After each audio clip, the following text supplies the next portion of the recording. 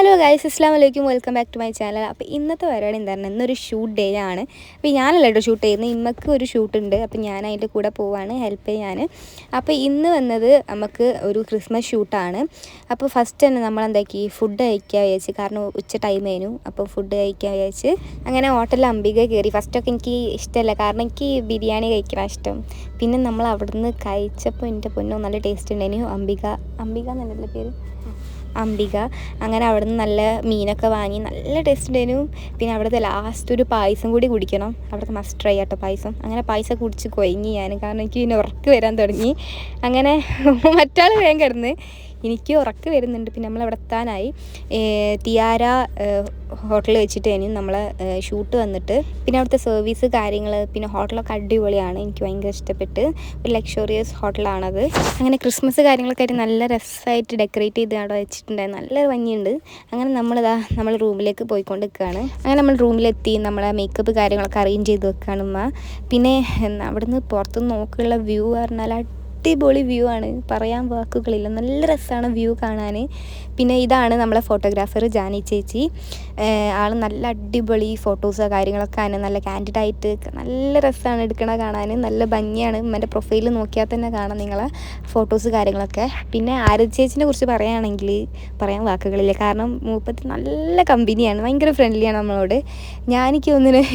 എനിക്ക് സാധാരണ എല്ലാ ഷൂട്ടിനൊന്നും പോകാൻ കഴിയില്ല, കാരണം എനിക്ക് ട്യൂഷനും സ്കൂളൊക്കെ ഉണ്ടായതുകൊണ്ട്. പക്ഷേ ചേച്ചീൻ്റെ ഷൂട്ടിന് മാത്രം എന്താണെന്നറിയില്ല, ഞാൻ എല്ലാ ഷൂട്ടിനും ചേച്ചീൻ്റെ ഷൂട്ടിന് പോയിട്ടുണ്ട്. നല്ല ഫ്രണ്ട്ലിയാണ്, നല്ല അടിപൊളി വൈബാണ്. ചേട്ടനായാലും അടിപൊളി തന്നെ കേട്ടോ.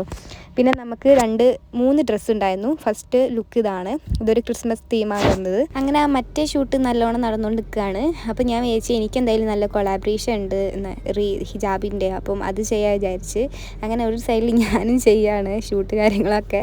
ഇത് വാഷ ത്രെഡ്സ് എന്ന് പറഞ്ഞുള്ള ഒരു പേജിൽ നിന്ന് കിട്ടിയതാണ്. ഈ നല്ല മെറ്റീരിയലാണ് വരുന്നത്, ഷോള് ഹിജാബ് വരുന്നത് നല്ല അടിപൊളിയാണ്. അപ്പോൾ നിങ്ങൾക്ക് ഹിജാബൊക്കെ വേണമെങ്കിൽ നിങ്ങൾ വാഷ ത്രെഡ്സ് പോയിട്ട് പർച്ചേസ് ചെയ്യുക. അങ്ങനെ ഞാൻ ഷൂട്ടൊക്കെ എടുത്തതിന് ശേഷം ഞാൻ പിന്നെയും പോയി.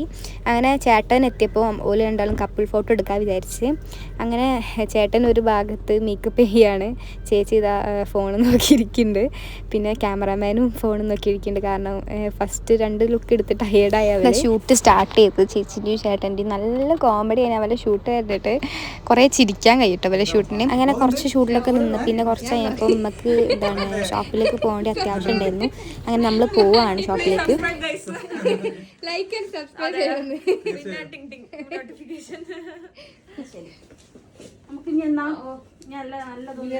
നമുക്ക് ബിരിയാണി ഉണ്ടാക്കാൻ വരാം, ബിരിയാണി കഴിക്കാൻ നിങ്ങൾ ഒന്ന് സഹായിക്കുന്നു വേണ്ട. 10 മിനിറ്റ് കൂടുമ്പോ ജേഷിയുടെ സൂപ്പറാന്ന് പറഞ്ഞു. ബീഫാണ് തോന്നുന്നത്.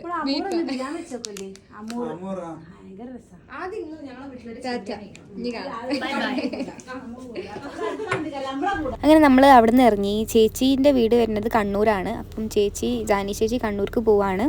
പിന്നെ നമ്മളാണെങ്കിൽ കൊണ്ടോട്ടിക്ക് പോവാണ്. അപ്പം എനിക്ക് ബസ്സിൽ നിന്ന് വീഡിയോ എടുക്കാനൊന്നും കഴിയില്ല, കാരണം നല്ല റഷ് ആയിരുന്നു. നമ്മൾ കൊണ്ടോട്ടി എത്തുന്ന വരെ ഞാൻ അവിടെ നിന്ന് കാല് പണിയായിരുന്നു എൻ്റെ. അങ്ങനെ ഞങ്ങൾ ഷോപ്പിലെത്തിയിട്ട് നമ്മൾ കുറച്ച് നേരം അവിടെ ഇരുന്ന് രാത്രിയൊക്കെ ആകുമ്പോൾ നമ്മൾ ഷോപ്പ് വന്നിട്ട് മോയിൻകുട്ടി വൈദ്യർ അക്കാഡമീൻ്റെ ഓപ്പോസിറ്റുള്ള ബിൽഡിങ്ങിലാണ്. അപ്പോൾ എല്ലാവരും വരിക, നല്ല നല്ല കളക്ഷൻസ് കാര്യങ്ങളൊക്കെ ഉണ്ട്. എൻ്റെ ഇൻസ്റ്റയിൽ ഞാൻ അപ്ലോഡ് ചെയ്തിട്ടുണ്ട്. പിന്നെ നല്ല ബ്രൈഡൽ ഡ്രസ്സ് കാര്യങ്ങളൊക്കെ ഉണ്ട്. അപ്പം ഗൈസ് ഇത്രേ ഉള്ളൂ. പിന്നെ നമ്മൾ നേരെ വീട്ടിലേക്ക് പോവാണ്. അപ്പോൾ ഞാൻ അവിടെ നിന്ന് എടുത്തൊരു ബൊക്കെയല്ല, ശരിക്കും ചേച്ചീൻ്റെ ഹെയറിൽ വെക്കാനുള്ള കുറച്ച് റോസ് പൂവായിരുന്നു. പിന്നെ എനിക്ക് നല്ല ക്യൂട്ടായി തോന്നിയപ്പോൾ ഞാനത് എടുത്ത് എൻ്റെ കൈമിൽ വെച്ചിട്ടോ. അപ്പോൾ ഒന്നും കൂടി പറയാണ്. അപ്പോൾ ഗൈസ് ഇത്രേ ഉള്ളൂ, ടാറ്റാ.